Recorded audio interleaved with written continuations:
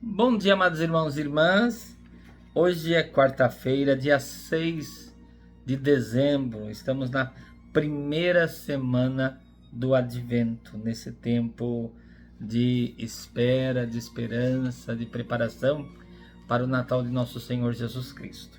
E o evangelho de hoje é o evangelho de Mateus, capítulo 15, versículos de 29 a 37. Naquele tempo, Jesus foi para as margens do mar da Galileia, subiu a montanha e sentou-se. Numerosas multidões aproximaram-se dele, levando consigo coxos, aleijados, cegos, mudos e muitos outros doentes. Então os colocaram aos pés de Jesus e ele os curou. O povo ficou admirado quando viu os mudos falarem, os aleijados sendo curados, os coxos andando e os cegos enxergando. E glorificaram o Deus de Israel. Jesus chamou os seus discípulos e disse: Tenham compaixão da multidão, porque já faz 3 dias que está comigo e nada tem para comer.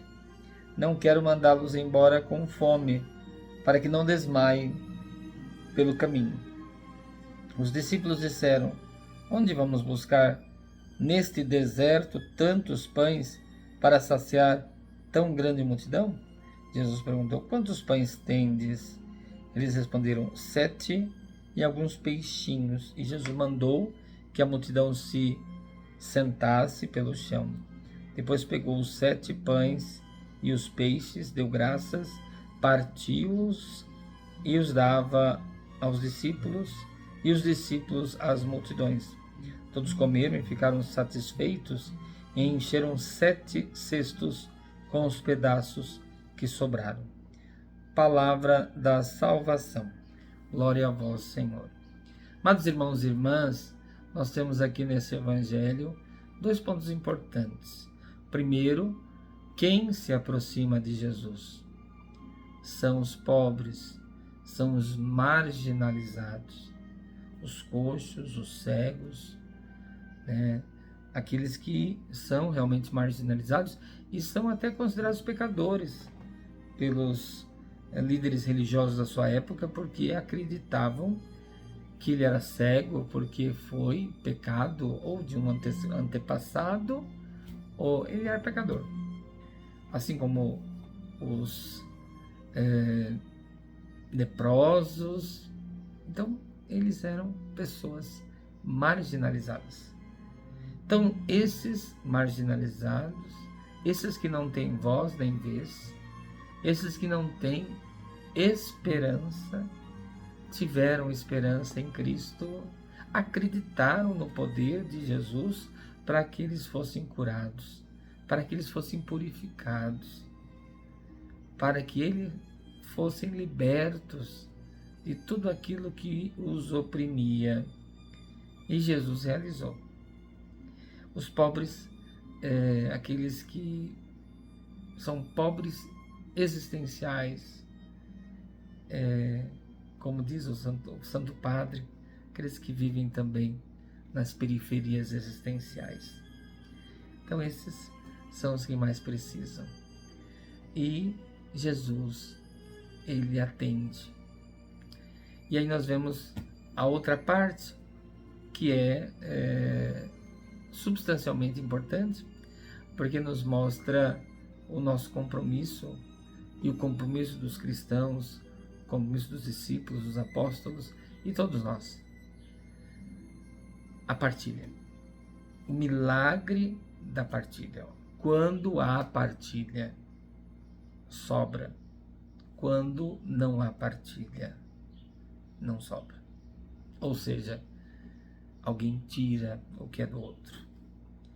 Quando eu tiver mais pães na minha mesa e não conseguir lembrar da mesa daquele que não tem o pão, é preciso que eu tenha consciência que eu também estou ajudando a excluir. Então, o milagre da partilha. O que está por trás do milagre? Os pobres eram aqueles que mais confiavam no poder de Jesus.